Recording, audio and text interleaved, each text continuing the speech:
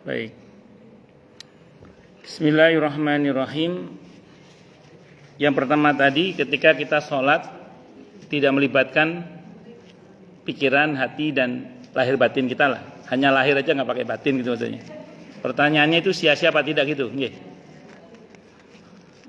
Sebenarnya ngeten Bu. Asal syarat rukun sholat terpenuhi, itu tetap bermanfaat, paling tidak menggugurkan kewajiban kita, dan kita mendapat pahala dasar dari sholat lah, paling tidak. Hanya memang untuk sholat yang supaya membekas dalam kehidupan kita sehingga berdampak pada perbaikan diri kita, baik hubungannya dengan Allah maupun dengan sesama, itu memang harus melibatkan lahir dan batin. Tidak hanya lahir tapi juga batin. Tidak hanya batin tapi juga lahir. Dua-duanya harus dilibatkan. Nah, dalam masalah ini, Ibu mungkin harus diingatkan kita semua tentang orang-orang Khawarij.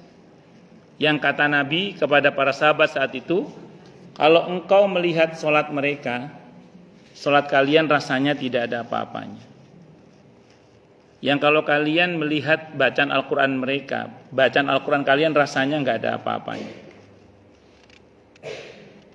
Jadi orang itu rajin sholat, tapi kata Nabi tidak melampaui kerongkongannya, sehingga tidak berdampak kepada akhlaknya, tidak berdampak pada perbaikan akhlaknya. Kata Nabi, mereka ini sudah keluar dari agama ini seperti anak panah yang lepas dari busurnya. Jadi dulu itu Bu, ada orang namanya Dzul Khuwaisir di masa Nabi itu. Orangnya ahli sholat, sampai sahabat itu kalau lihat sholat dia itu nggak ada apa-apanya rasanya. Ahli Al-Quran. Kalau sahabat lihat bacaan Quran mereka itu, sahabat merasa nggak ada apa-apanya. Rajin banget. Tapi apa kata Ibnu Abbas ketika bertemu dengan orang-orang Khawarij itu? Saya ini heran dengan mereka itu, tampak ahli ibadah, tapi tatapan matanya penuh kebencian, raut wajahnya menampakkan permusuhan, tutur katanya penuh dengan caci makian gitu. Kan aneh, ahli ibadah tapi kok tatapan matanya merendahkan orang lain, penuh kebencian. Itu berarti selama ini dia tidak melibatkan ruhnya untuk sholat. Berarti selama ini dia tidak melibatkan ruhnya untuk membaca Al-Quran, untuk mentadaburinya. Makanya kita belajar dari sini agar sedikit banyak libatkanlah ruh kita dengan penuh kesadaran untuk menghadap kepada Allah. Ya mungkin kita tidak akan bisa 100% full misalnya, tapi paling tidak kan kita itu ada keterlibatan ruh, ada keterlibatan ruhani lah untuk kita itu menghadap kepada Allah Subhanahu wa taala. Saya kira ngoten nggih Bu nggih. Wallahu alam bisawab. Jadi kalau dibilang sia-sia sih enggak sia-sia, paling enggak kan ada kewajiban yang telah gugur. Tapi memang kalau ingin berdampak pada perbaikan sikap baik kepada Allah maupun pada sesama, itu memang harus melibatkan ruh. Makanya ada aturan khusyuk. Khusyuk itu kan melibatkan kesadaran berarti kan, tidak hanya semata-mata kita itu menggerakkan badan. Ngoten nggih? Itu yang pertama. Semua berlatih Bu, kula masih berlatih sama. Kita semua masih belajar untuk khusyuk. Semua kita masih berproses untuk belajar khusyuk. Kemudian yang kedua, yang tidak kalah pentingnya lagi adalah yang kedua tadi tentang apa?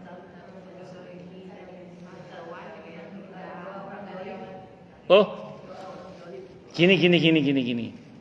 Timbangannya adalah hak dan kewajiban. Timbangannya hak dan kewajiban. Jadi kalau yang bersangkutan sudah melakukan kesalahan, yang kesalahannya sudah tidak bisa lagi ditoleransi, tapi jenis kesalahan yang harus diamputasi, seperti buah busuk kalau nempel ke buah yang bisa potensi meledrek menyebar ke yang lain itu, maka ibu tidak salah dengan keputusan ibu.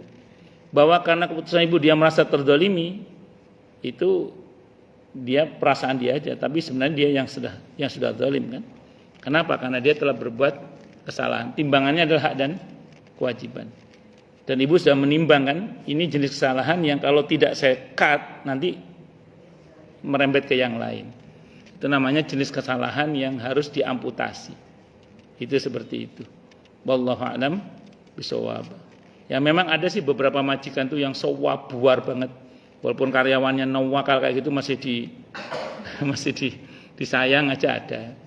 Ya, kebayang nggak tiba-tiba pembantunya itu foto-foto pakai sepatunya dia misalnya, kan repot itu. Tapi ya majikannya baik banget itu, masya Allah, masih dipakai terus saja. Tiba-tiba jam tangannya dia majikan itu nggak ada, dipinjam sama pembantunya untuk foto-foto. Coba ini. Nanti balik lagi. Ada begitu itu. Orang Kemang 3 sana itu. Kenapa? Dia enggak, dia justru dia yang zalim. Iya, dia kan orang yang zalim, bukan orang yang dizalimi. Dia yang Nabi wanti-wanti, takutlah kamu pada doanya orang yang terzalimi. Dia enggak ngaruh. Enggak ngaruh dia orang zalim kok. Itu beda sihir, pakai sihir. Ya Bu Yuni harus siap-siap, terutama kalau dia tipe orang yang pakai begitu-begitu, ya hati-hati. Dia banyak-banyak doa lah, ayat kursi dan macam-macam. Ya ada memang orang-orang tertentu yang masih ngancem pakai magic, itu ada, terutama magicom.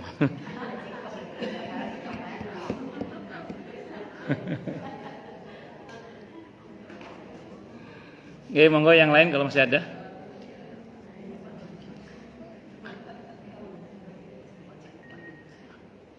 Atau cukup, berarti ini alamat saya nggak bisa online pakai IG karena diceramai lagi ini. Berarti sudah 2 akun nggak bisa.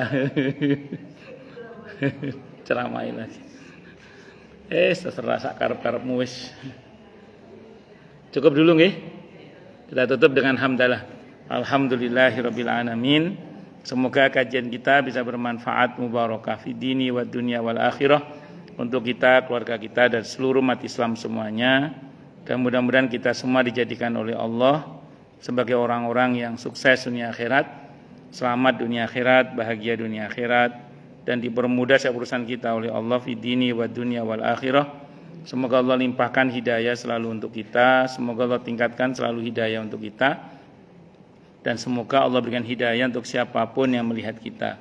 Subhanakallahumma bihamdika asyhadu an la ilaha illa anta astaghfiruka wa atubu ilaik. Sallallahu alaihi Muhammad wa ala alihi washabihi wasallam. Saya mohon maaf. Wassalamualaikum warahmatullahi wabarakatuh.